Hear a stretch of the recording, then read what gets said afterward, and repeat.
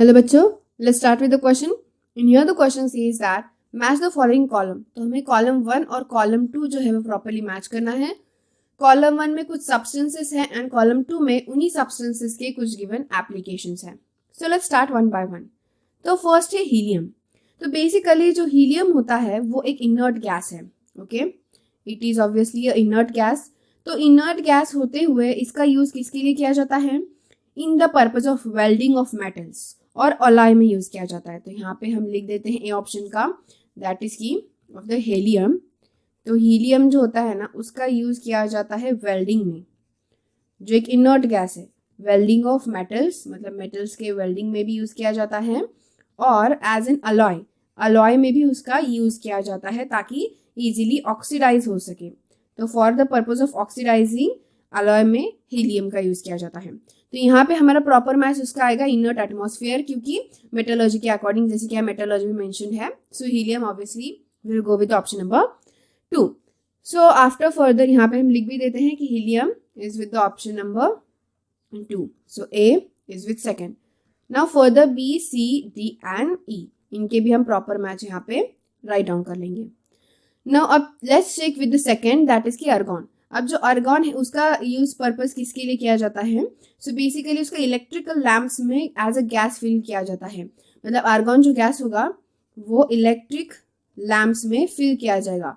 So electric lamps में fill किया जाएगा, that means itself a cryogenics. Okay, next neon. तो नियॉन गैस जो होता है वो एक साइन के पर्पज में यूज किया जाता है, इन इलेक्ट्रिक साइन, जिसे हम एडवर्टाइजिंग भी कह सकते हैं. यानी कि जब हम रोड्स पे जाते हैं तो रोड्स पे अगर कोई एक साइन हो, जैसे कि अब हमें बताया बहुत से ऐसे साइंस होते हैं रोड पे लगाए हुए कि यहाँ पे स्पीड ब्रेकर है या फिर यहाँ पे स्पीड लिमिट इतनी होनी चाहिए, ऐसे कुछ जो साइंस लगाए जाते हैं ना रोड पे, उस टाइम पे वो साइंस जो होते हैं अगर उन पे लाइट का फोकस डाला जाए तो वो ब्लिंक करते हैं.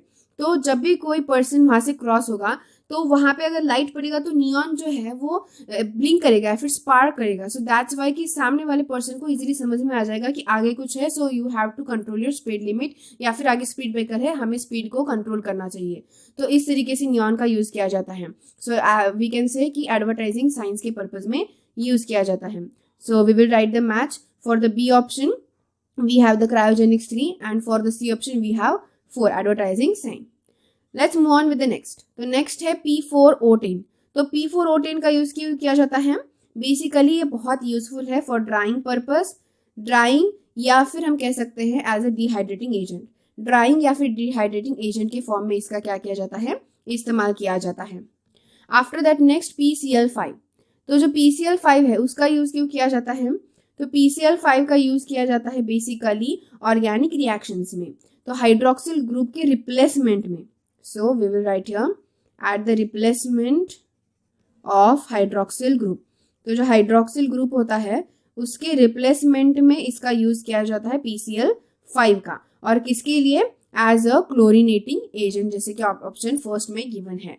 तो PCl5 का एक क्लोरिनेटिंग एजेंट की तरह यूज किया जाता है. सो जो भी अकॉर्डिंगली मैच होने चाहिए ऑल द मैचेस हमने यहाँ पे लगा दिए हैं और उसके अकॉर्डिंग यहाँ पे हमारा करेक्ट ऑप्शन आंसर क्या आएगा? That should be here 2, 3, 4, 5, 1. So C option में it is given है 2, 3, 4, 5, 1. So that's why C option will be the correct answer for this given particular question. So I hope you got the answer very well. Thank you and all the best.